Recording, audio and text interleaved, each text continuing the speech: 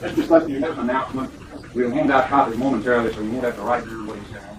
We'll take questions after.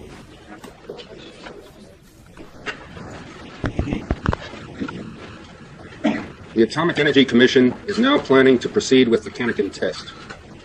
We have now received the requisite authority to go ahead, including detonation.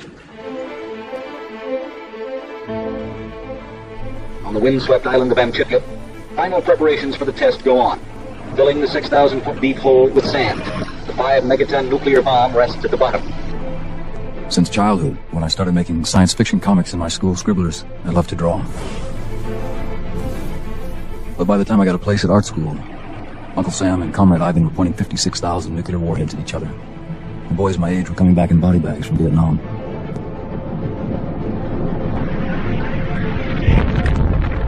The American dream was turning into a planetary nightmare. AEC scientists say they are not worried. The blast will set off a large earthquake or a tidal wave. Drawing comics didn't seem to be enough. So I burned my college acceptance letter on the steps of my high school and set off to change the world. Young people demonstrated their opposition to the nuclear blast by closing the main highway crossings at the U.S.-Canadian border between Seattle and Vancouver. I don't think this particular demonstration can necessarily stop it, but it reflects a level of awareness that wasn't here, say, 5 years ago.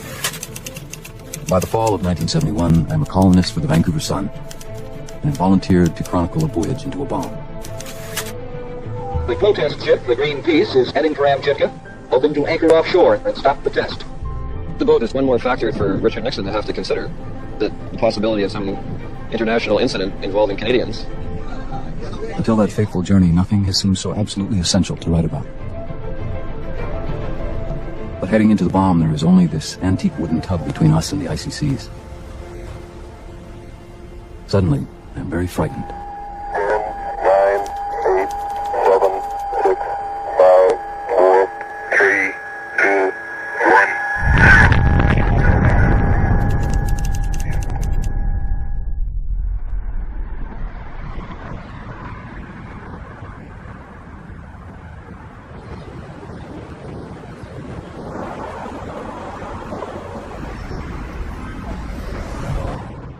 90% of history is being in the right place at the right time. In Vancouver in 1971, we have the biggest concentration of tree huggers, draft dodgers, shit-disturbing unionists, radical students, garbage dump stoppers, freeway fighters, pot smokers, vegetarians, nudists, Buddhists, fish preservationists, and back-to-the-landers on the planet. And we are all haunted by the specter of a dead world. These are the people who will shape the next 10 years of my life.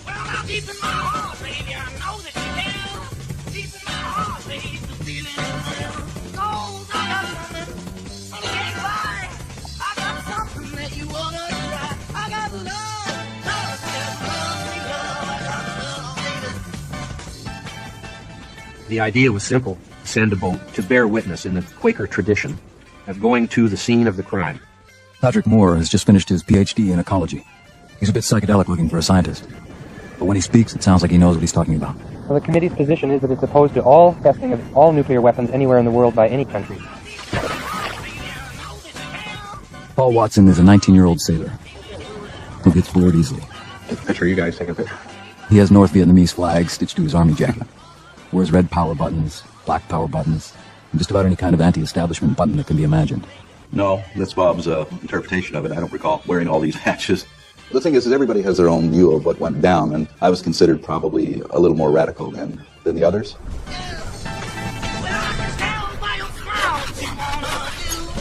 Change happens where things are mixed up. And things were mixed up in Vancouver. There was this expatriate American community, there was a Buddhist community, there were fishermen, and there was this talk about ecology.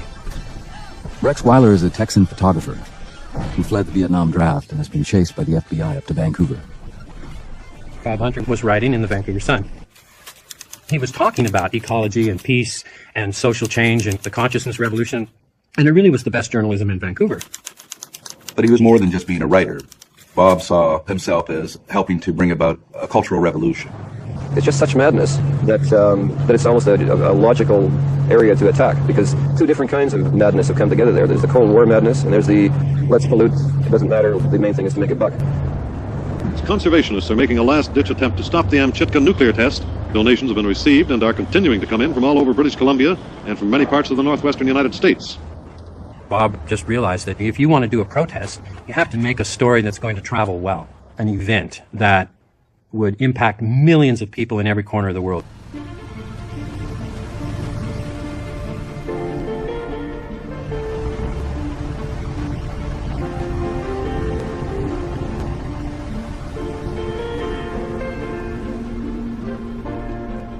The plan is a good one. Ours is a Canadian vessel, so the Americans cannot seize it in international waters without committing an act of piracy. I think we gotta really mindfuck each other in this trip. The fathers of this adventure are Jim Bolin, Irving Stowe, and Ben Metcalf, veterans of the peace movement, who recruited a younger generation of eco-freaks, myself included. The youngest of us all, Bill Darnell, has accidentally given the boat its new name. At the end of the meetings, Irving would always say peace and flash the peace sign, and I said we should make that a Greenpeace. By putting those two things together, Bill symbolized the union of the peace movement with the environmental movement, and that was a new idea. That is, in a way, what gave Greenpeace its power from the start. It has been no easy task to find someone willing to sail out to the Bering Sea as winter approaches and park their vessel uninsured next to a nuclear explosion. But chance has led us to John Cormack. You go do it. Oh, yeah. Okay, we'll get in action. Because I know this guy's ready to go. So I'll take my hat off and my glasses off and smile for you. John did it for money. And he had that sense of adventure. Yeah, we're going to check into that. He had the nickname Hard Luck Cormack. And his boat was in some disrepair. I just looked at it and said, Bob, we are all going to die.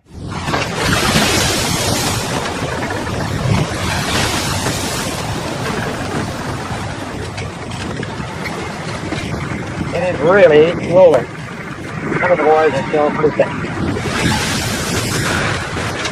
Apart from Captain Cormack, between us we have almost no practical experience of the sea. Gravity drags our stomachs into pulpy collision with our lungs. The cold gray boil of the waves wagging over our heads. This trip is going to be at least 100 times as heavy as I thought.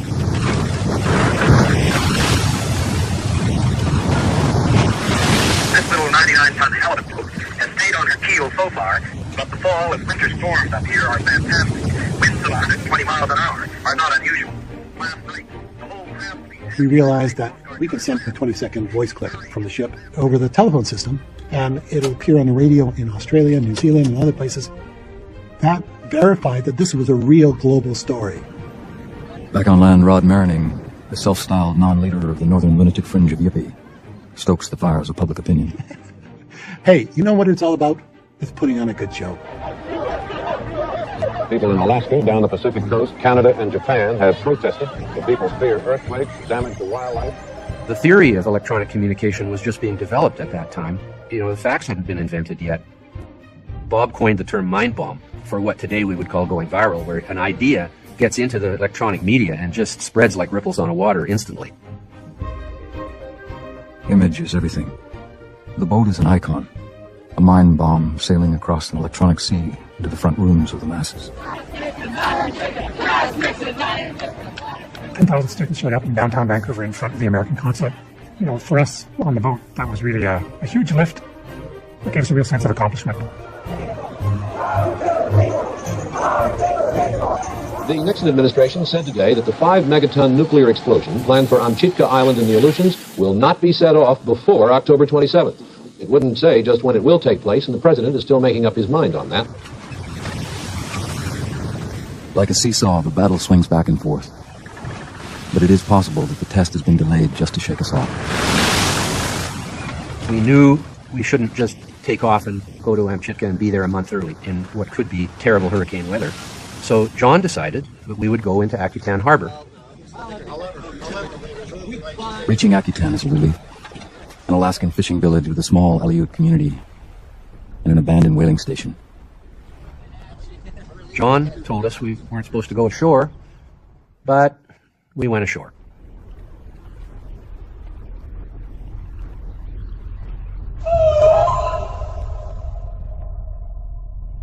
remains of the whaling station, huge bones thrust out of the moss like thickets.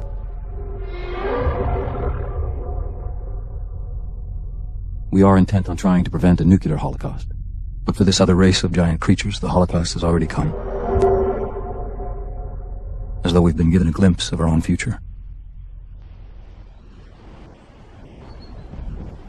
We walk up into the hills where it's kind of rocky and otherworldly.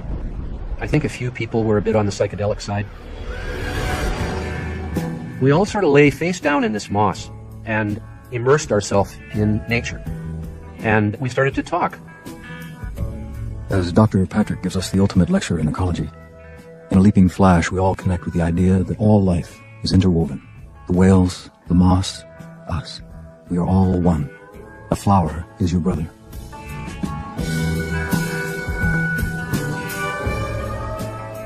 And we just sort of felt our power, or that we were doing this as a team of men, warriors.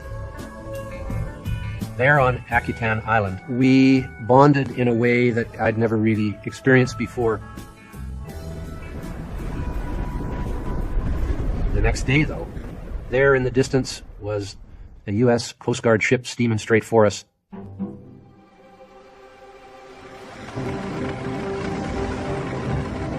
The U.S. Navy was monitoring our voyage. This commander gets out and says, "Where's your captain?" And he goes up and talks to John Cormack. District Director Customs asked Coast Guard notified Master Phyllis Cormack that he has incurred penalty with U.S. Customs for failure reported on Tarmac in 1930. We're all subject to fines because we hadn't cleared customs. We entered the U.S. illegally. As the captain was up reading the riot act to John, the 3 crew members in the boat handed up to us this crumpled up piece of paper. Listen, you guys, from the crew. Due to the situation we are in, we, the crew of the Confidence, feel that what you are doing is for the good of all mankind. If our hands weren't tied by these military bonds, we would be in the same position you are in if it were at all possible. Good luck. We are behind you 100%. Hey, that's really great, you guys. Boy, all you started out and heard about it, man. Swell. I dig it, man. It just completely blew our minds. Wow. Signed by 16 members of the crew. I think everybody except the captain. If the vessel does not make formal entry to customs before he departs Akutan, he will be in violation. Up in the wheelhouse, the commander told us that we had to go back to U.S. Customs, which wasn't any further out the Aleutian chain towards Anchitka. It was the opposite direction. And they had us.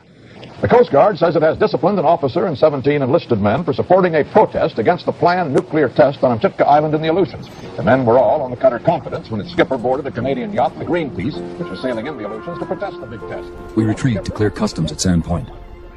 The battle isn't lost, but Amchitka is now 1,000 miles away and slipping out of reach. And in the Bering Sea, ice packs are congealing, and winter is on the wind. No, I wouldn't sail across the Gulf of Georgia in that boat. You guys are crazy. Don't let them bullshit, you know. We could have gone back out into international waters and headed straight for Amchitka. We're liable to die if we do that. Even huge steel boats get broken in half up there in the winter in the Bering Sea. You armed it. I'm just trying to clarify. And Metcalf was arguing we'd accomplished our purpose. We'd got it into the mainstream media. Trudeau was calling Nixon. But Bob really wanted to go on. And I was in that same camp. Here's another case in point that's coming up right now. I'm sick and goddamn well tired of this fight that's going on between you and you. I think Bob would have gone off the boat, got on the island, run directly for ground zero, and gone down the hole to where the bomb was if he could have. He wasn't afraid at all of anything, Bob. He was fearless. This has gone on just too far. There's too many snide remarks and backhand statements in the whole business, and I just don't like it one goddamn bit. Bob lived his ideas. If we're going to change the world, are we going to risk something?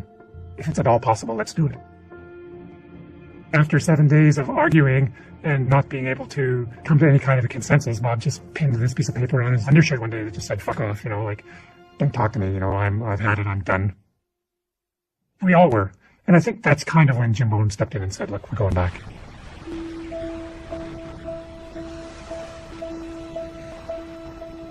Bob felt abject failure. He was angry, he was sad, he was beside himself that we weren't continuing. It broke his heart. It's sickening for me to realize that a revolution can go no faster or further than people themselves. We're supposedly saving the world through our moral example. But in reality, we spent most of our time at each other's throats.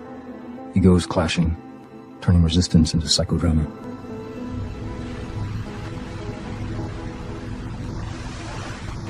When we were almost back to Vancouver, they announced November the 4th was the day for the bomb. This afternoon, on hearing that the Atomic Energy Commission will proceed with the Amchitka test, crew members said that President Nixon has clearly circumvented all legal procedure in sanctioning the blast. On Amchitka, the last workers are hustled away from the test site into a concrete bunker 20 miles away. And the chair of the Atomic Energy Commission plans a family picnic. I will be on the island during the test. I did bring along 2 of the girls and my wife, and I think that should indicate the high degree of confidence that we have in the safety of that test. As a neighbor to a person who is doing something potentially dangerous, I might call the cops. Yes, well, there are no cops to call. 10, 9, 8, 7, 6, 5, 4, 3, 2, 1.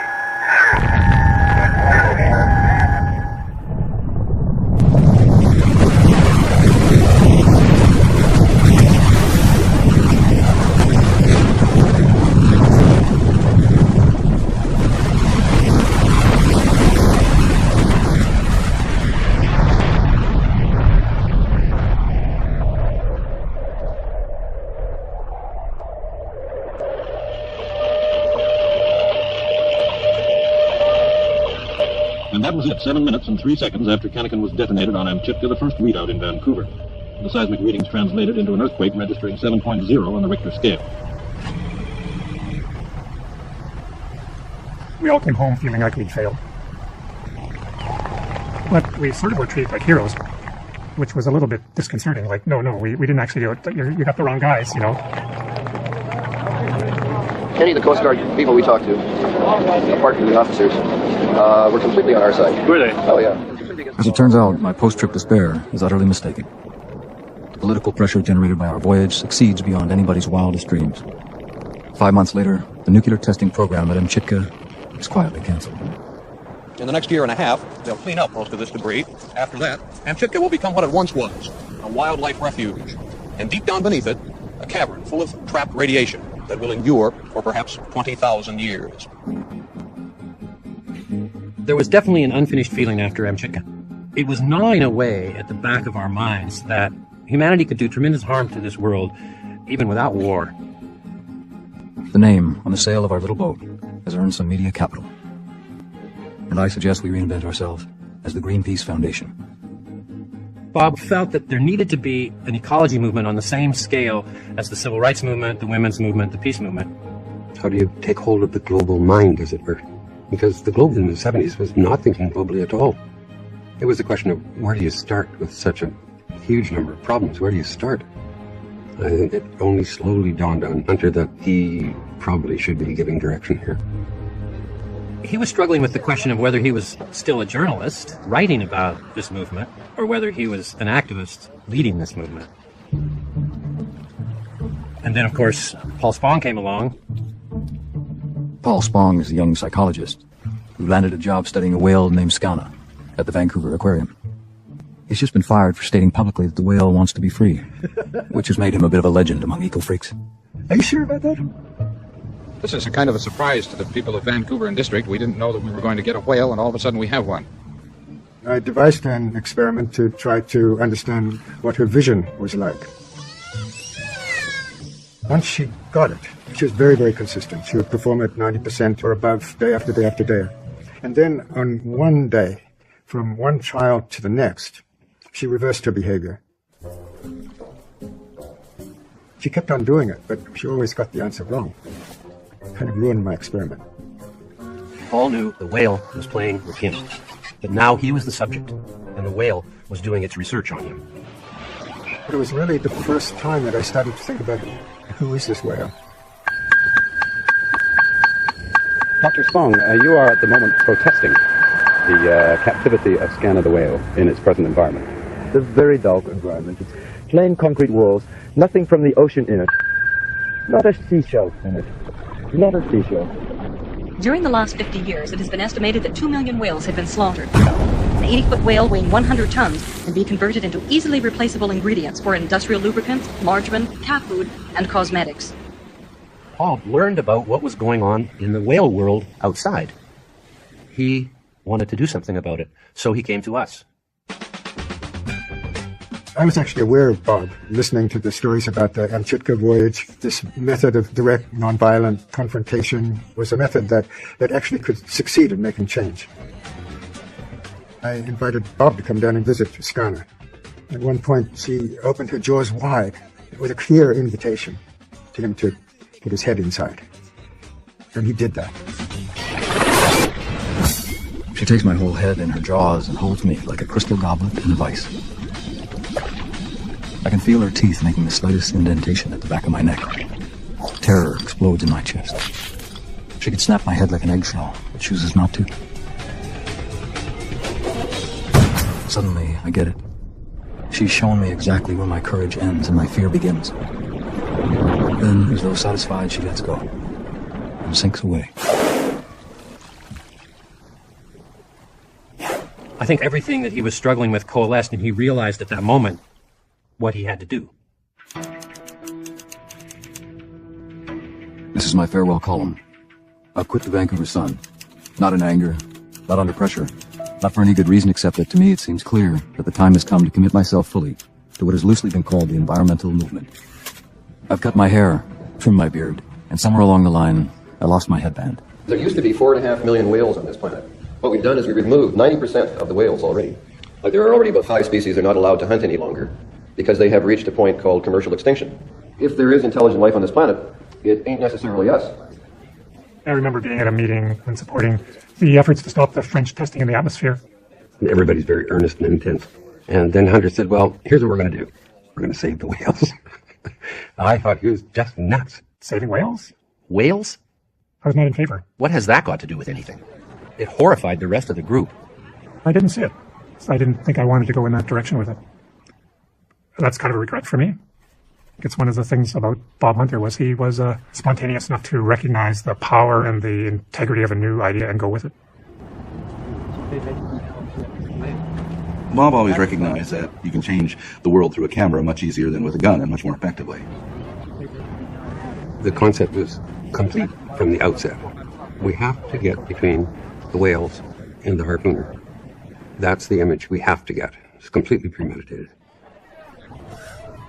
Well, I thought it was a great idea, and that we could probably intercept them using Zodiacs, which I was familiar with because I was in the Coast Guard. Everybody else would worry about the risk, but I figured, that was the whole point of it. Harpooning a whale is not really a story, but people risking their lives to protect the lives of a whale, that's a story.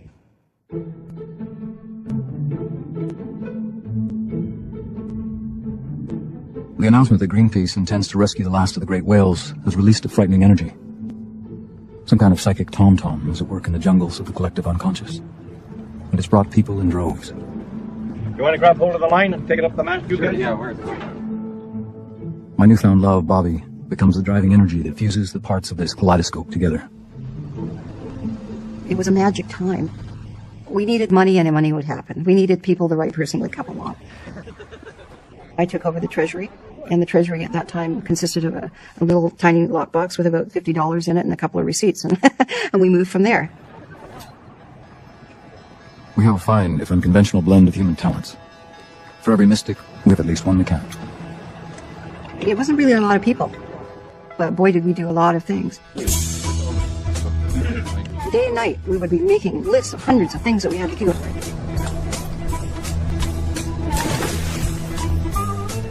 We really had fun with each other. We laughed and joked and pushed and probed, to the point that we had a whole other language going on amongst ourselves. Why don't I let you just talk to Walrus? Here he is. Let's hold down that. Walrus is an archaeology graduate. He looks like a frontier cowboy. Hi, Walrus. Hello, Rod. Paul Watson called me and said, hey, Walrus, come on out here. We're trying to set this whale thing up. I thought, well, you need a cook. I'll just take that on. No one ever has found out why he's changed his name from David Garrett to Walrus Oakenbow. As I was exploring the topic of magic mushrooms and different psychedelic plants, I didn't want to use my real name, just for logistical purposes. When we hoped for a film crew, cameraman Ron Precious arrived with 20,000 feet of Kodachrome. The crew welcomed me as the cameraman, and Fred Easton was my sound man as well as the second camera.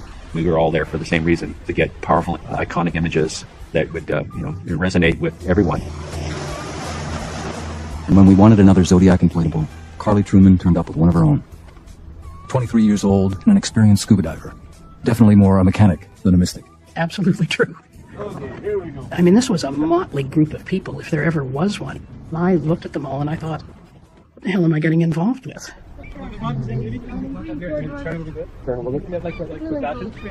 A mad costume designer has wrought a uniform for me out of green and navy blue corduroy, with huge pirate-style cuffs featuring enough officer stripes to rank me as the commander of some psychedelic NATO.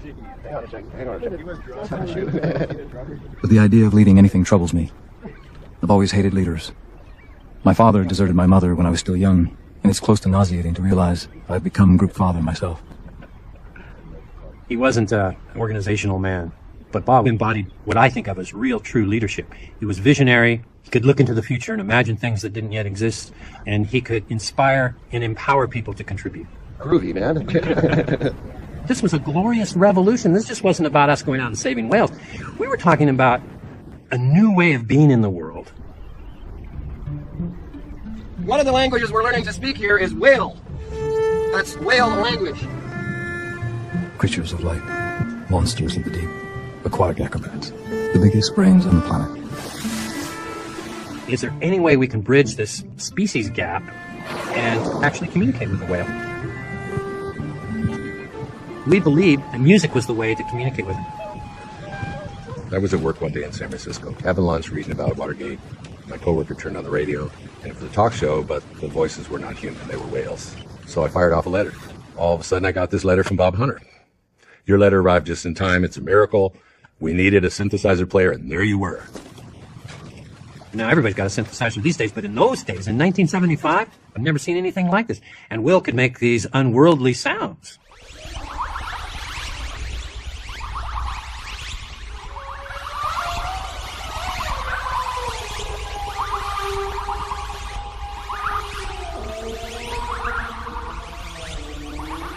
John aggressively wanted to get rid of me as soon as he could.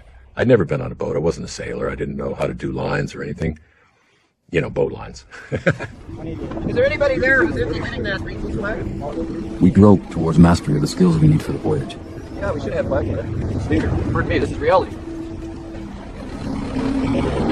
Learning to handle the Zodiacs, we are transformed from flower children into a seagoing gang of ecological bikers.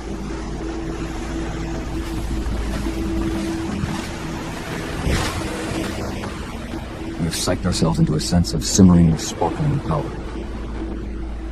The plan is to put these in the water and run along with the chaser boat when it's actually hunting a whale, so they can't get a shot at it. Expecting any violence on the part of the whalers? We've been wondering about that all winter.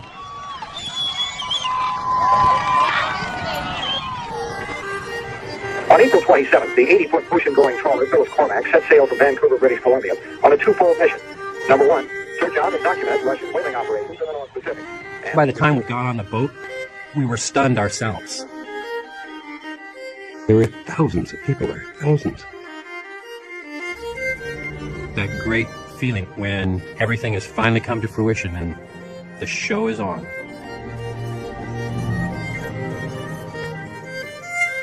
But then here we are, taking off into the middle of the Pacific Ocean, and we have no idea how to find the whalers. We have no idea how long it's going to take us or where we're actually even going. So then there was that.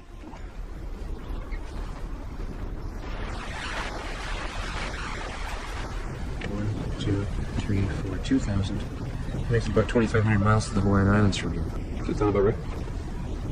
Anybody know how far Hawaii is? We had some vague ideas about where the whaling fleet was, but we didn't know.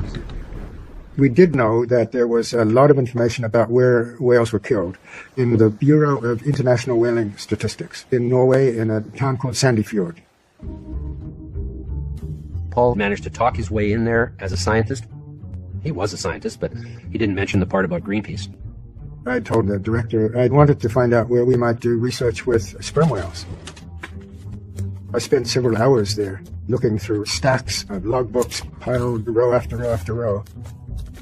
And in the end, he got his secretary to help. Paul's espionage gave us the positions of the Soviet factory whaling fleets going back 10 or 15 years. And there they were every year at the same place off California.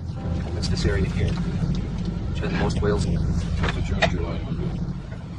The timing of the Russian hunt happens to coincide with the annual meeting of the International Whaling Commission, which determines how many whales can be killed worldwide. It has as many whales in that one little area taken as there is in a combination of the whole works around the island. If we confront the whalers in that 5-day window at the end of June, our mine bomb will have the maximum effect. So we just should be out somewhere around in there as much as possible in June. The problem was that it was early April and we had all of May and half of June to keep the story alive. It's not an old kind of battle, it's a new kind of battle. By going out there and concentrating people's attention through the media and communication system. In a way, what you do is you bring everybody onto the boat. The rough calculation said there's probably about 14 million people on this boat at the moment. Bob looked at our little world as kind of making a movie. We were creating the storyline. He had an arc. He knew where it needed to go. We were like characters. What do we need to do and who can best fill the role? Great movie, yeah. There was the front, the screen of the movie, what you saw, and then there was the back, what was behind it all. The hidden reality, what was actually going on. You're not taking anything now, are you? No. Don't waste your phone. I wouldn't say Bob was directing us, but he was certainly aware of what things were cinematic or film-worthy. Truth, 24 frames per second. He liked to exaggerate the extreme to make us appear as the unwitting fools so that the people with real power would not take us seriously. We were like the Trojan horse. Really, it was all a design to achieve the ending he was after. But heroes often fail.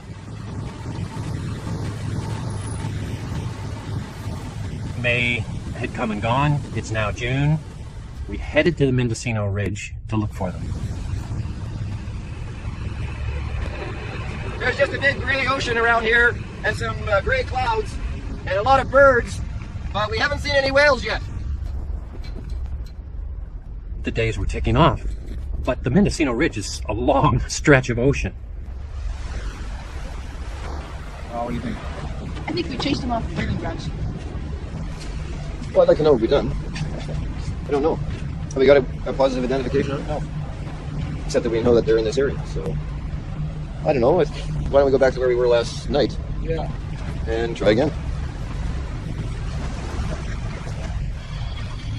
Hello? Can you hear me? Over. Just talk to us. Over. Negative. Why don't you just tell me about doing it? The ship was foundering at sea. We had no money. Some of the rice was full of diesel, and people were hungry on board the boat. I don't understand, Rod. It was like finding a needle in a haystack.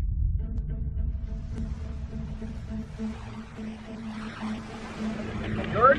Yeah? There's some Russians talking here. Can you eavesdrop? The radio crackles with ghostly Russian voices, which seem to come from everywhere at once. Our Czechoslovakian engineer, George Korovka, tries to get a fix on their position. Well, they must be 800, at least 150 to 200 miles. We sat on the radio hours and hours and hours. And so you got an idea. They are there somewhere. Cormac said to Hunter, we have 2 days of fuel left. The question was, were we going to run for San Francisco without an encounter with the whalers, or were we going to stay out and try and find them? And of course, that has huge consequences for Cormac. If he has to have a tow, I mean, this is big bucks that we're talking for John. Hunter, Atmore, and David Garrett come by, and they have got the I Ching, and they have got the coins, the 3 coins. I have no idea what the I Ching is. I've never heard of this book. I've never seen it. But of course, it's a book of divination, right? The Chinese word, which means approach, has a range of meanings. I thought, I have joined a ship of fools. The ancient explanations in the Book of Changes give as its first meaning becoming great. Hunter throws one that says success. It furthers one to cross the great waters. There are 4 hexagrams out of the 64 that have that, and it just means good fortune, supreme good fortune. He's thrilled. He thinks that we should go and keep chasing whales, right? Pat Moore threw it, and he gets a second one of the 4 hexagrams. David throws it, and he gets a third one. I'm saying, what the hell are you guys doing? What, you're going to consult some kind of oracle for this decision? And they said, you throw them. And I went, oh yeah, right. You guys, this is BS. And I threw them, and I got the 4th one. And we went out, the next day we found the Russians. Vostok is just over 5 miles ahead of us. Vostok is maintaining a fairly steady course. Well, it's the way Rex, count those boats again. Count those. There's 9. 9 boats. 1, 2, 3, 4, 5 over there. There's 1 by the Vostok, and there's 3 over here. There's 9 chasers altogether. Yeah, well, Bob, what's the plan? The problem is a boat that size can do about 20 knots. We can only do 10, so they're starting to pull away. So we'll put the Zodiacs out, run over and have a damn good look at it. See whether there are boys or not. And if they are, we'll try to hang in with them as long as we can. I think we better hurry. They're way up on the horizon. Yeah. Thing does 15. Zodiac does 20, and he's 5 miles ahead already, and the crew aren't out on deck, and the Zodiac takes 2 miles. John has just spotted 2 flags in the water. They're dead ahead of us. I can see it too. It's a sperm. It's definitely a sperm. Yeah, let's get closer to it. Yeah, here's it. It's definitely a dead whale. Just bleeding all over the place. That sure doesn't look about right. It's too small, Bob. That's a goddamn baby whale, for Christ's sake. It's only about... How long is that? Is that its tail there? 20 feet at the most. 20 feet at the most. I think we should even measure that one, Bob. We thought they were out there killing adult whales. We find out they're basically wiping out the whole pod, kids and all. George, it's a film thing. So let's get a Zodiac and circle around this whale and get some shots. I think we hadn't quite thought through the mechanistic side of whaling. The fact you could bloat a carcass and stick a radio directional finder onto it and just leave it and come back later. And it was just heart-wrenching. It brings tears right now. That little whale.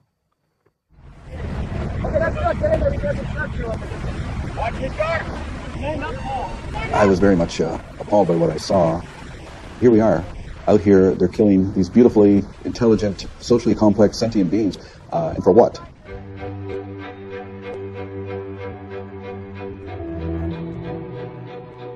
I actually got onto the whale to measure it. And found it was illegally taken. It was an undersized whale. What do you say, Paul? How long do you think it is? How long? What 18 feet? That was certainly a turning point in my life. Just how warm the body was, how hot the blood was that was coming out of the wound. The whale's eye was open, and it just struck me in a flash that we're insane, ecologically insane. From that moment on, I never looked upon myself anymore as working for people, but more working for whales and other creatures that live in the oceans.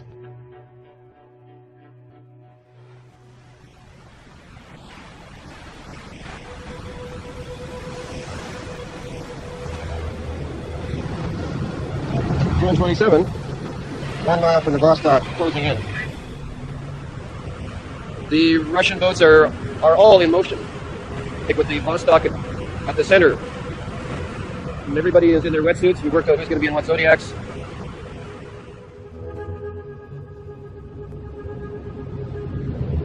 We're just heading alongside it now. We're going to circle around behind on the other side. That chaser boat is tucking in right behind it. Blood pouring out.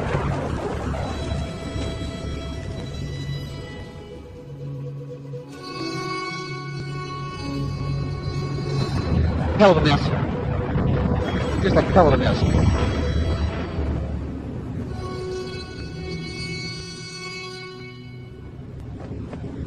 There's a whole crowd on the stern of the Vostok. Yeah. No, let's not get into overt aggression. Well, I just said,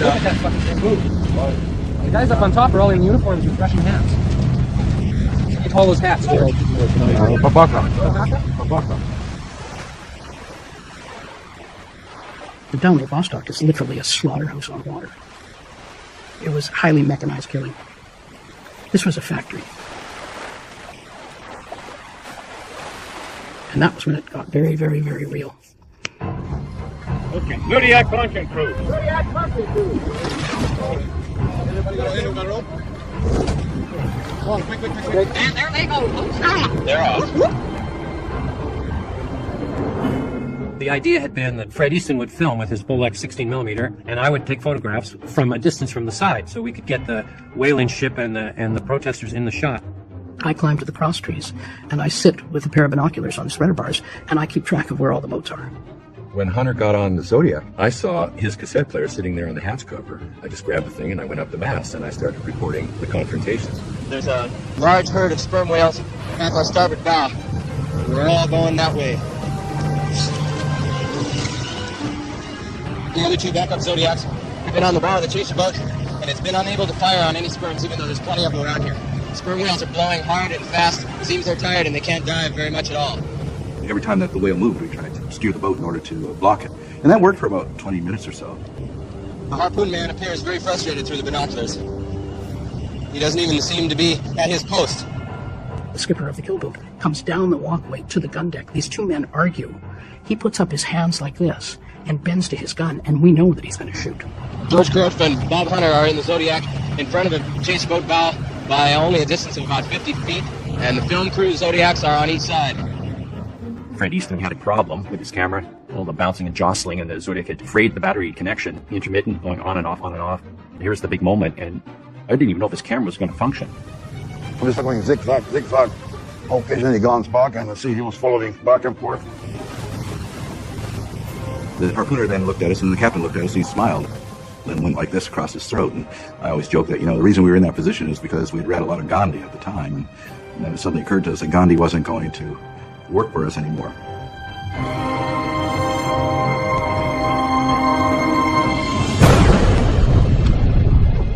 They just shot the harpoon.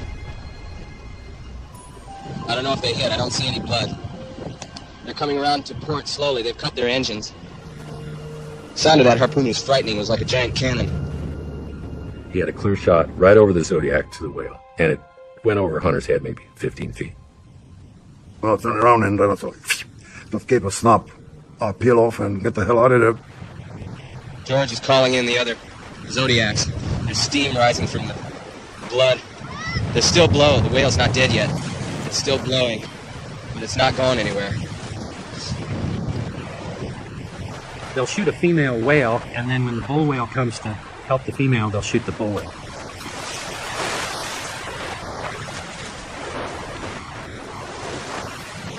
Hunter's yelling at all the Zodiacs to come in immediately. There's a bull over there that's mad as hell, freaking out.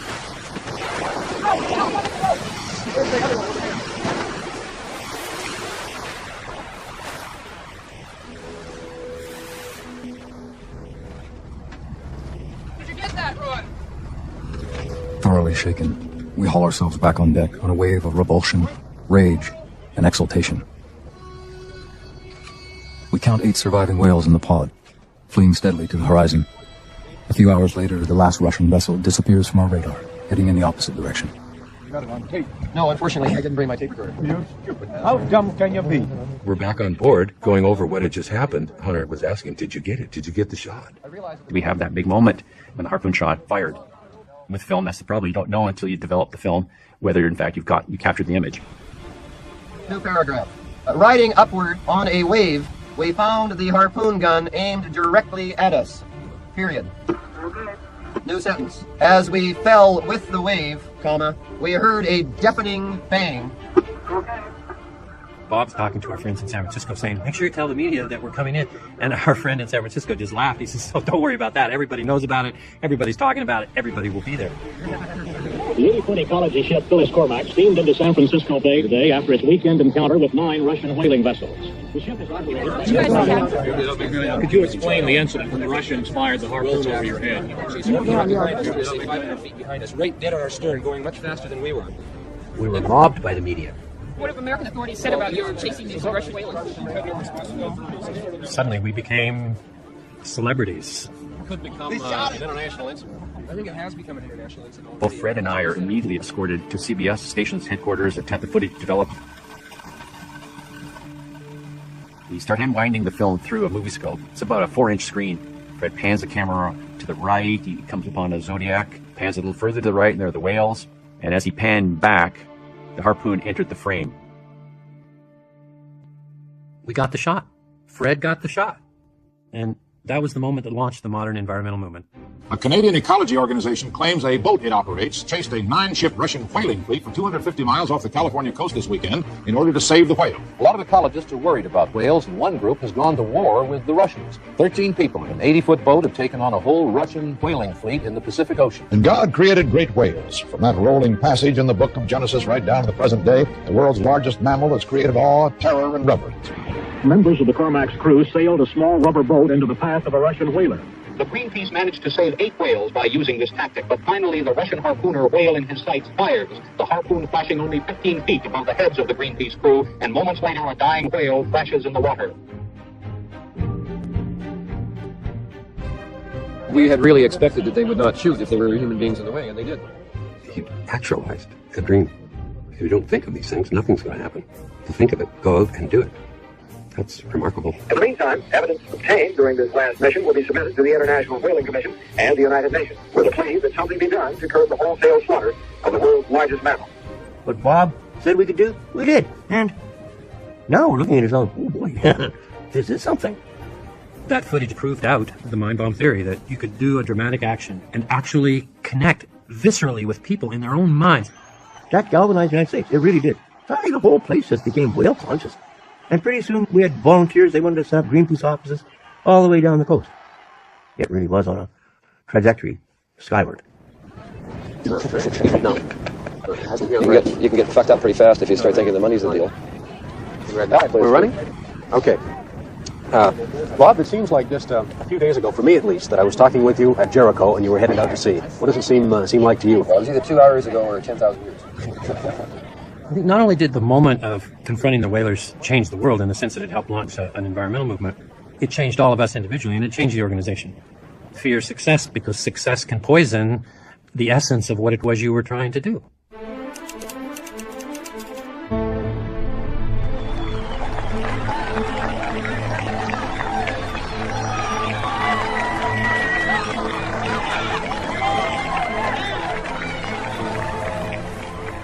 By the time we get back to Vancouver, our lives have irrevocably changed without us realizing it.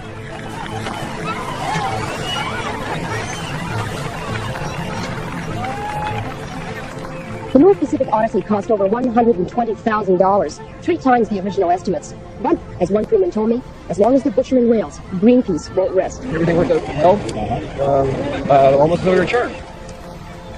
The weakest link was always going to be ourselves. The threat of our own egos getting in the way of what we were trying to do. Our personal relationships with each other. And I think if you look at the history of social change movements, that's always the weakest link. Why can't we live in harmony? We make Despite global fame, our little group is now $40,000 in debt.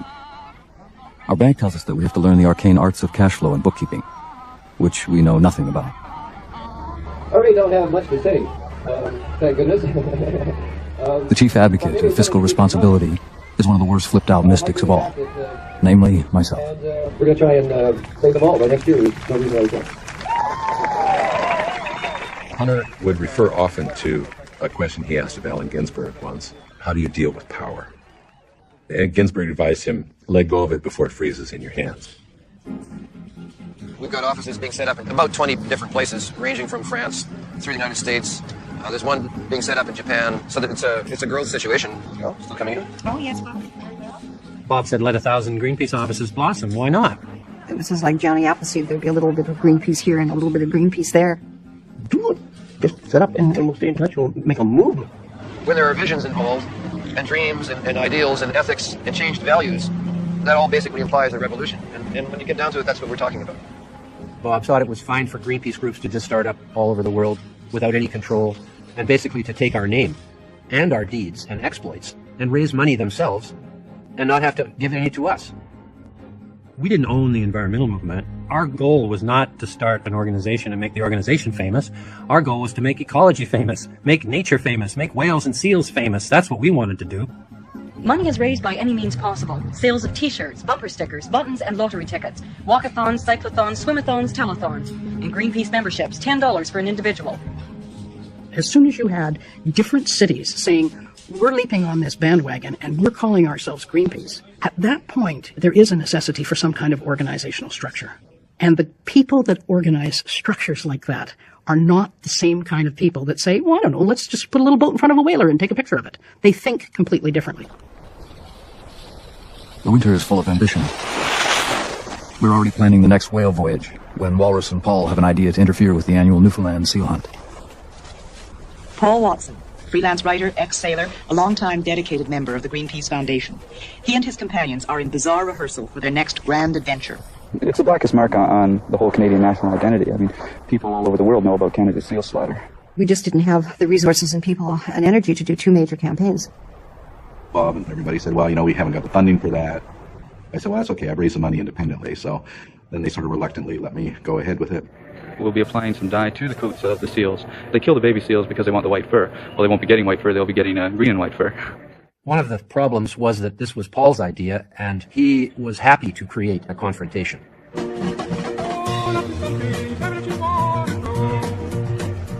Paul wanted Hunter to come along. He didn't want Patrick to come along. Bob brought Patrick. Pat Moore and Paul Watson clashed, and they clashed continuously.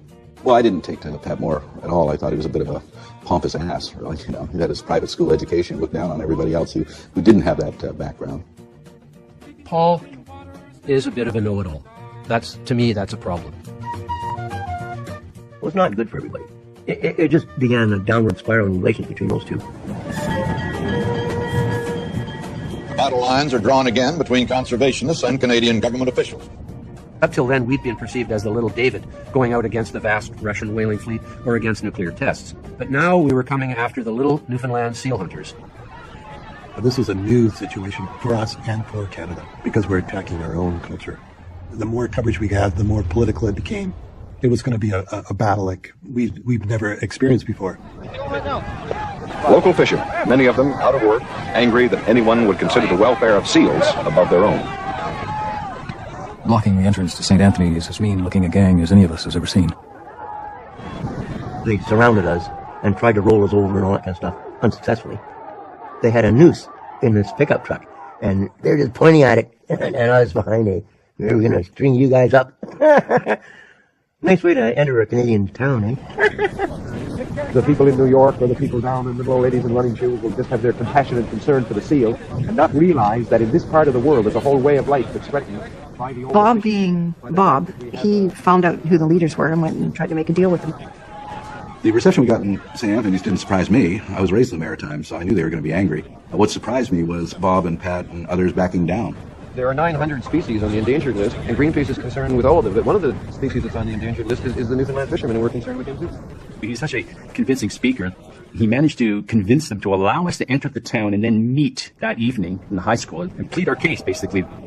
I'd like to place a resolution before this meeting tonight that these people be given until tomorrow morning to place themselves back on their bus, remove themselves from St. Anthony and the province of Newfoundland. We are 67 years of age. We have suffered our life. It is high time to stop this right now. To rescue our campaign, we must persuade this room to allow us onto the ice floes. There's nothing to be gained from pitting ourselves against the local landsmen, when most of the coal is done by commercial Norwegian fleets. As any general knows, if you drive a wedge between your opponents, you are that much closer to winning the battle. I would like to call upon Mr. Hunter if you'll respond.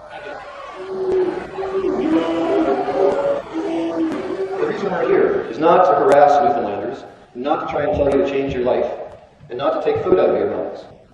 We're here primarily because there's a Norwegian fleet operating, and they're out there doing something that they did off the coast of Russia over a decade ago. So that finally the Russian landsmen had nothing to hunt any longer. The Russians chased the Norwegians out at that point, but by that point it was too damn late. I think he had a strong sense of empathy, and he would flow with the situation.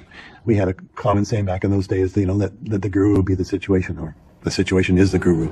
I have stated that we did not realize that it would interfere with your livelihood. Now that we understand that, we are prepared not to do it. The deal that he made was that he would hand over the dye. We take that to be a firm commitment that you definitely will not use the paint or that you are going to look further into it. No, you can take that as a firm commitment that we will not use it and we'll bring the dye down to Roy tomorrow. Bob unilaterally decided to give it up. And Paul and I weren't going to give it up. But he announced it to everybody that we would give it up. So that was not a good thing to do. The campaign to save the seals, and the rescuers decide not to spray them green. Hello again, and there are new developments in the campaign by animal lovers in Canada to save thousands of young seals from the hunters. The Greenpeaces are coming across lots of problems. Here's the dye. We spent months digging that stuff up together, so maybe keep it as a souvenir. To Paul, I've sold out to the sealers, and I'm basically a traitor. But this is the only way I can see to reverse the tide that's moving against us, and continue our protest out on the ice. In retrospect, I think it was fair to say that Bob was just trying to be strategic. It's politics. Bullshit. You know, if you're going to take a stand, you have to take a stand. You can't retreat, you can't back down, and you can't compromise.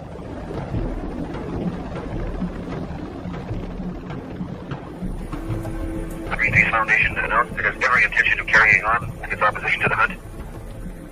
Paul and myself and Morris were starting to critically look at Bob and say, look at, he's not the omnipotent God that we thought he was. He's got his frailties, and we have to counter that. It's so easy for people to be critical, but what that allowed them to do was be out on the seal floes, and the campaign was able to carry on.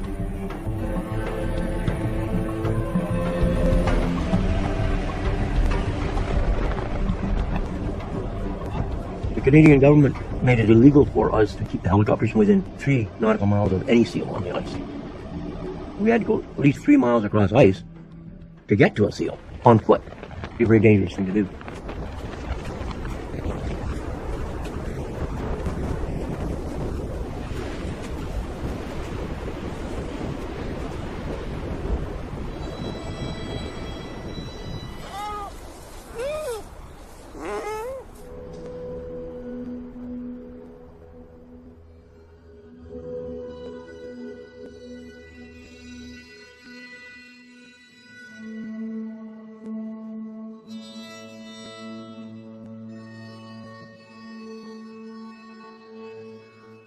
It's a brutal thing to witness. To go after a baby seal and club it and then drag it by the hack of it, dug into its brain area. It's gut-wrenching. It's not respectful of the natural world. Sadly, we kept our word. We didn't have any spare dye to use out there. I think we succeeded in getting our message out just as well as we would have if we'd sprayed them with green dye. Bearing witness is a powerful concept, making it clear that you are watching it happen. Oh, bearing witness. I mean, you don't walk down the street and see a woman being raped and stand there and take pictures. Bearing witness to me is cowardice. It's a non-intervention. I never understood it. We should not be submissive to these people who are destroying the planet. We should be aggressive. We should stand up and stand tall and get in their face. Goddamn disgusting mess. And when you're out of jobs, the guys that are making all the money out of this, they'll just go and invest in real estate and you'll be out of jobs. We're trying to help you too, Good one. Yeah, but you're going to be out of it within 5 years.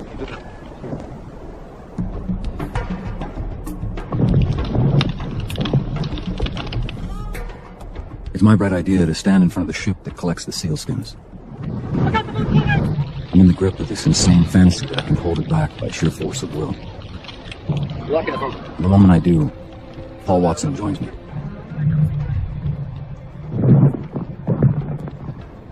The ice was cracking under our feet. I turned to Bob and I said, okay, when the ice breaks, I'll jump this way, you jump that way. And he said, I ain't moving. And I said, oh, shit, Bob, if you don't move, I can't move. They ran at us a couple of times, and they stopped.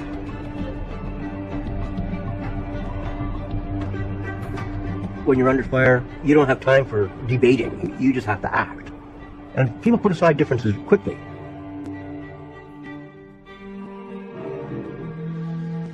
I felt so incapable of doing anything to stop it.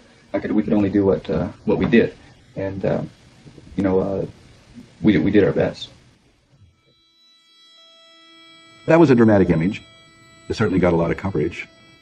But Bob had taken away my major tactic, and I just wanted to be free to handle my campaigns without being interfered with.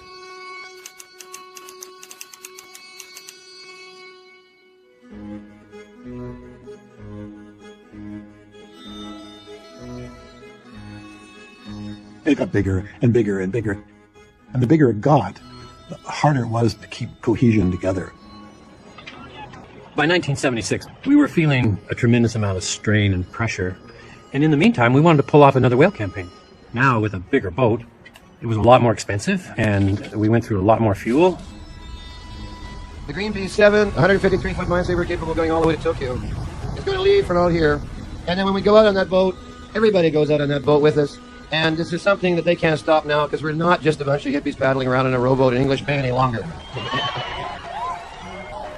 Suddenly we found ourselves struggling with competing opinions about how the organization was going to be pulled together. People wanting credit, people wanting to be a big shot, or people wanting to be in charge. Holding the end over the rope. Yes. You don't need that. Pat Moore sort of saw himself as somebody who was second in command, so to speak. And Paul Watson also saw himself as sort of second in command. This is ironic because the last thing Bob wanted to be was first in command. Those boys are going to stay in a position. I mean, we could have hired a psychologist to come in and say, guess what? You're going to be fighting each other for a while. Guess what? You're going to have hurt feelings. This isn't an individual game, and it isn't an ego game. It's we do, in fact, represent a powerful force that is trying to hold this planet together. And Bob was trying to preserve the tribe, the family spirit of what we had, and he was slowly watching it turn into this kind of Shakespearean tragedy. And so he took to wearing this brush that we used to clean the latrine. And he had assigned himself the role of latrine officer. He would keep it in grand order, and he'd proudly walk around, and people were going, what is with Hunter? You can still see the Zodiac in front of you, can you? Over. I mean, it was a sort of an internal mind bomb. Bob, in his own way, modeling modesty in the face of this sort of unrelenting ego. I feel like he's given this everything he has. But I think he felt a little bit alone.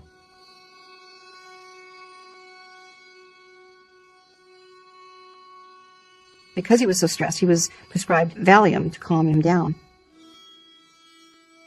Kind of a daily combination, Valiums and nicotine and alcohol and pot. And so he was making bad decisions. We've got to make some decisions here that I do not want to communicate back to Vancouver. I think at that point we became a little sidelined to the Cold War. A toy for the CIA. Suddenly, we had somebody inside the United States government feeding us information regarding the position of the Russian whaling fleet. And accepting fuel from somebody who has a close association with the U.S. Central Intelligence Agency. Now, of course, they were doing that because they loved the fact that we were harassing the Russians. So suddenly we're seeing all these strange bedfellows. We got a coordinate that had gone all the way to Washington back to Vancouver to here. And it is an old Greenpeace slogan that used to appear on the walls. And I know you've heard this 100 times, Bobby, where we are, but we used to be with enemies like this, who needs friends? We couldn't get the coordinates for the Japanese fleet, but we could get the coordinates on the Russian fleet because that was in the interest of the United States government to embarrass the Russians. The whole fleet is apparently now moving west. When that got out, that caused a huge dissension on the crew. You know, I really didn't want to become a strong arm for a psychological war on behalf of the American government. Paul Watson blamed Pat Moore and Bob Hunter for not being more aggressive in going after the Japanese. So that's, we're adopting a fine ancient strategy of hanging loose to the last possible second. We just barely made it to Hawaii, and things started breaking apart. Paul Watson left the boat. If you're on standby, that makes things a lot easier. Many times I was on his right shoulder and Bobby was on his left shoulder because Bob was completely wrecked. And he was moody and he was causing problems.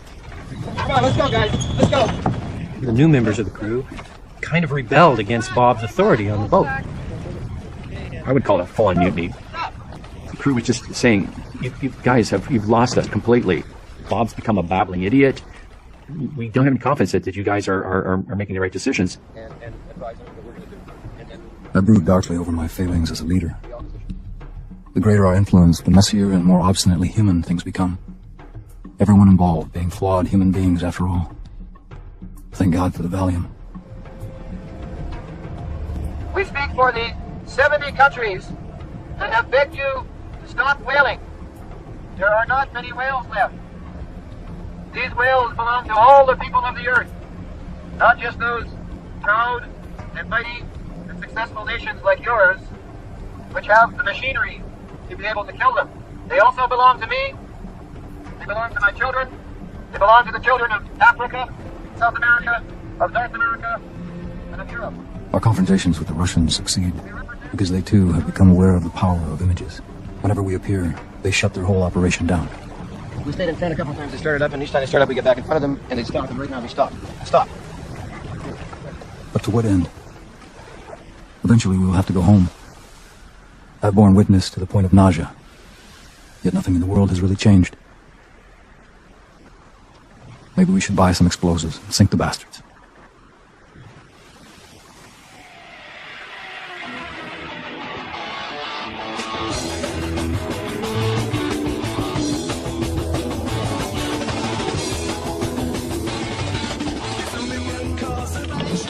On the second seal hunt, I didn't invite Bob or Pat on the campaign.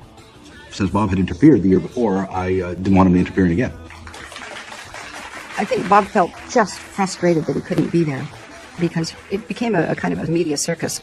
I have to talk about what happened today with Paul Watson was the name of your friend and is the name of your friend and colleague who was injured on the floats. He handcuffed himself to one of the cables that is attached to the pile of seal pellets.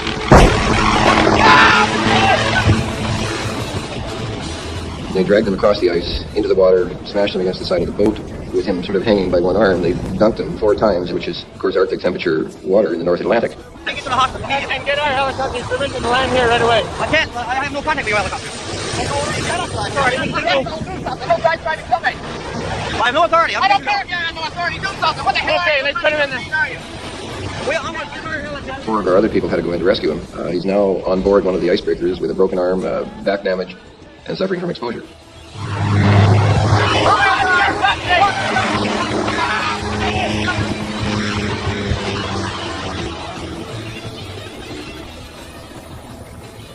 I was flown back. I remember getting out of the helicopter, and this woman came and started hugging and kissing me, and I didn't know who that was. And then I left, and I said to Bob Cummings, who the hell's that? And he said, oh, that's Bridget Bardot. Canadien assassin. Eh bien, c'est fini, ça doit cesser. C'est pour vous et pour le monde entier. La publicité entourant la présence de Brigitte Bardot a attiré l'opinion mondiale. Bridget Bardot turned the pages in our favor so dramatically that it was never turned back. You know, the Canadian government hated her for it, but she's sort of like me, she doesn't give a damn. Are you willing to die for a seal? If I die for a seal, I die for a seal, but I don't think I'm going to have to die for a seal. I don't think it will come to that. That was when you discovered just how male-dominated Greenpeace was, because guys were absolutely smitten with Bridget Bardot. Bob wanted to take a break, and so he designated me to go as the representative of the organization, while Paul Watson was the leader of the campaign. Patrick was there as vice president of Greenpeace to watchdog me. At one point, Pat Moore said he's going out to the ice with Bridget Bardot, and I said, no, you're not. I said, I don't have room for you because I need every seat for somebody with a camera, and what am I going to do with you? Paul had invited 80 European journalists and only had 2 helicopters. And he said, well, let me just put it this way. If we're not in that helicopter, you're out the door. I said, well, let me put it this way. You're not getting in the helicopter. They think had Bob been there, he was always the glue, the mediator, he was always the person who could bring calm and sanity to the group, and he wasn't there to do that. Officials from the Department of Fisheries have been closely monitoring the activities of the Greenpeace Foundation. The officials also have exhibits against the foundation, which could be used for possible charges. The exhibits include the handcuffs used by one member to attach himself to a ship. When he did it without telling anybody he was going to do it, he was part of a team, and all of a sudden he's gone off like a loose cannon. It wasn't part of the plan. And that was like the 4th or 5th or 6th time that he had behaved in that way towards the rest of us.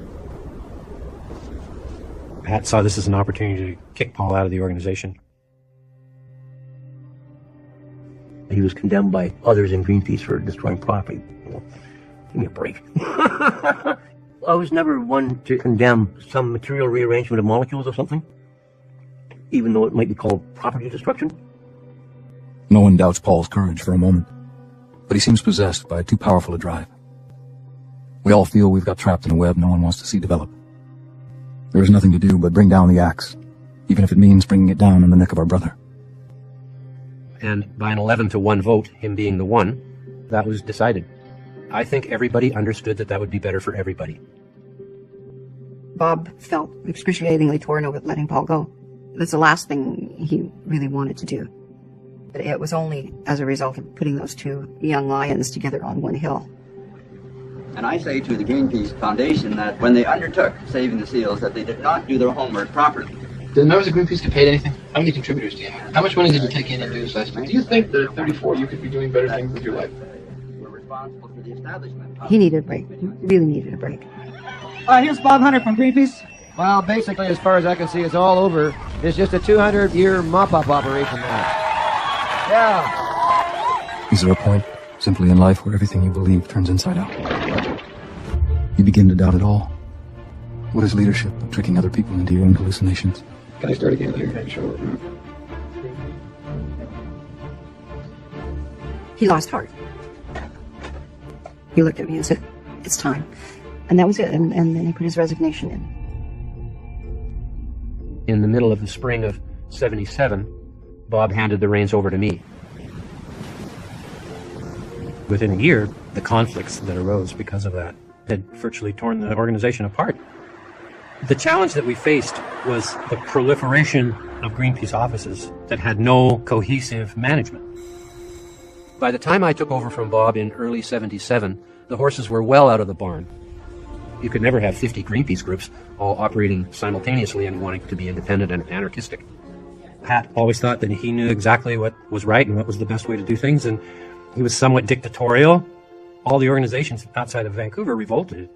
We were $150,000 or more in debt, and San Francisco office, which we had created, was now making 10 times as much money as we were able to raise, yet they didn't want to pay our debt. It has to be eventually resolved. Who is the ultimate authority over the name Greenpeace?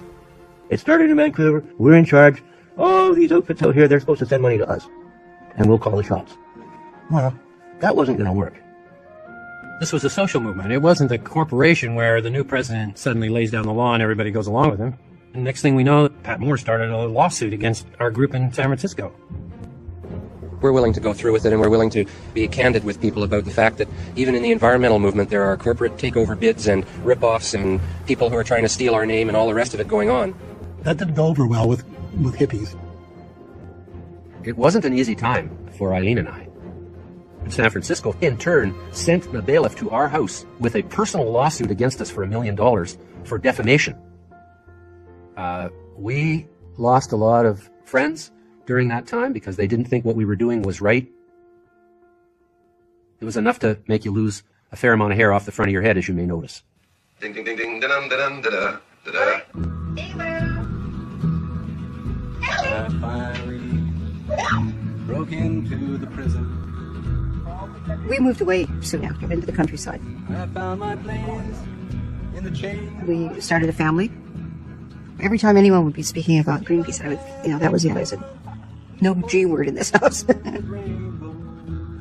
I was tired of it all. I think Bob was discouraged and heartbroken. We didn't object to the fact that Greenpeace had to be organized and managed, but organizing and managing should not become a purpose, that the purpose was still a cultural revolution. And Bob felt betrayed by Patrick, that this deeper ecological purpose was in danger of being lost.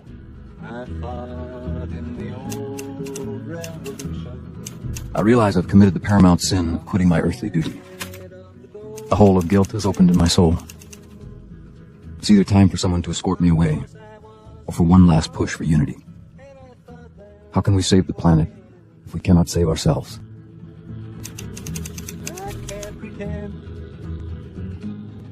Bob got back involved to pull the organization together. I said to Bob, you said you were leaving, you're out of it, you haven't been part of this, so why would you try to dictate what's going to happen? Bob decided that really the best thing to do was for Greenpeace to get out of the hands of the local grassroots and move into the international arena. He decided to find a new leader, essentially. The most obvious choice was David McTaggart. David McTaggart, who was the head of Greenpeace Europe, had got every other Greenpeace office in the world to be against us. I was perceived as the enemy by all the rest at this time, though. All those in favor of these two flowers continuing their voyage along the river of life. I described Bob as my best friend and my best enemy. I mean, he fought dirty, but he was a worthy opponent. It was not pleasant for any of us displacing Patrick because we were still friends. But we couldn't let him stay on in that leadership role. McTaggart and Rod Manning and Bob Hunter and a few others met in my basement in Kitsilano, and we planned the founding of Greenpeace International in 1979. McTaggart came up with a plan, and Bob concurred that if we internationalize Greenpeace so that Vancouver is no longer considered to be the center of it all, but one of an equal number, Australia, United States, New Zealand, Amsterdam, London, they're all going to be separate and equally powerful, then we'll give Patrick Vancouver. And then all the lawyers involved with suits against each other would drop their lawsuits. Patrick was invited to receive Canada and give up the world. I gladly signed that agreement. At that moment, when we created Greenpeace International, we made something bigger out of a bunch of disparate fragments that had fallen apart, basically. You know, we had a saying in Greenpeace, you can't get off the boat, which was just to mean that you don't want to, once you're in it and you're enjoying it and you're succeeding, you don't want to stop. And indeed, it's not easy to get off that boat.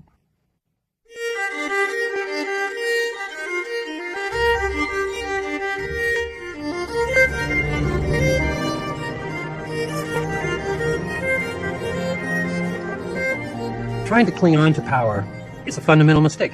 It's something we learned from the I Ching. It's such a hard lesson to learn. Suddenly, Greenpeace was raising millions of dollars worldwide by this time, and we just gave it away. We did it. No matter how big a movement grows, its blueprint is found in its seed.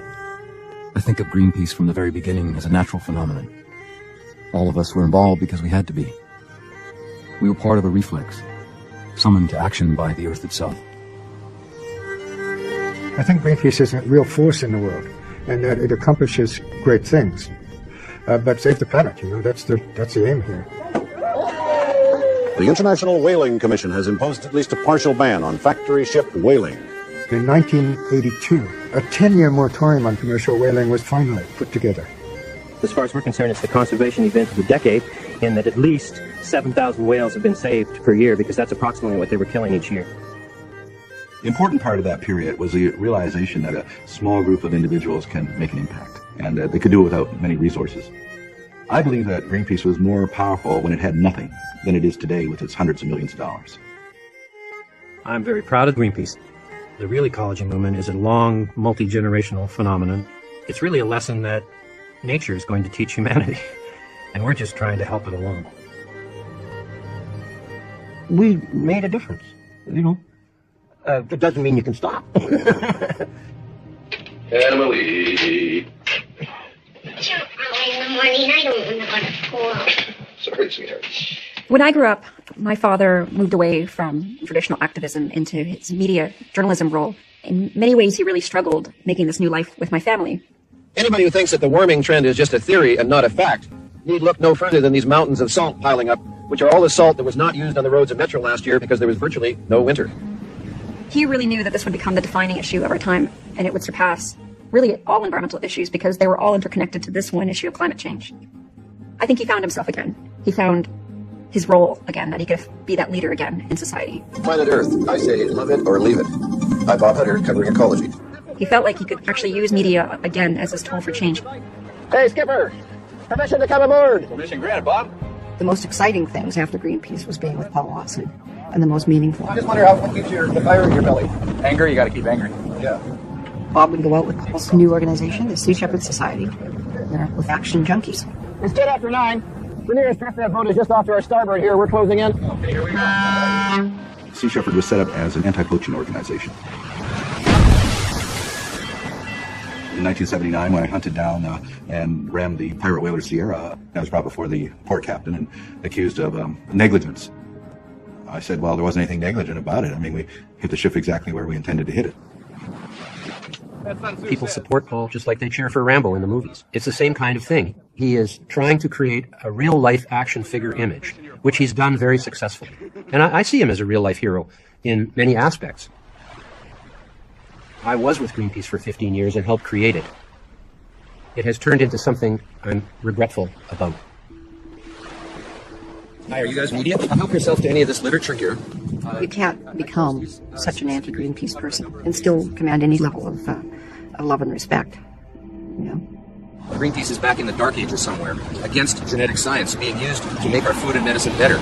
But they can, if they want to keep that position, fine. Patrick was able to turn his former position into a money-making endeavor, representing first the salmon farmers and then miners and loggers in the nuclear industry, so he became a PR organization defending all of the enemies of Greenpeace.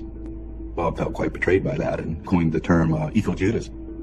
You do concede that human-induced carbon emissions have contributed to global warming in the second half of the 20th century? No, I do not. We do not have proof that we are the cause of warming. It isn't warming much anyways, so even if CO2 is a greenhouse gas, it's not having anywhere near the effect that people thought it would, but it is. This whole anti-globalization, anti-capitalism, anti-business orientation of the environmental movement is extremely destructive. Our next witness is Dr. Patrick Moore. Please proceed with your statement. In 1971, as a PhD student in ecology, I joined an activist group in a church basement in Vancouver, Canada. We became Greenpeace. After 15 years in the top committee, I had to leave as Greenpeace began to adopt policies that I could not accept from my scientific perspective. There is no reason to believe that a warmer climate would be anything but beneficial for humans and the majority of other species. Please see Exhibit 3. I don't consider Patrick an active ecologist. Patrick Moore is a public relations specialist, selling his affiliation to Greenpeace to his corporate clients. We live in different worlds now. By the time I realized that I wanted to be an environmentalist myself, my father shared the news with me that he had terminal cancer, and only about a year and a half left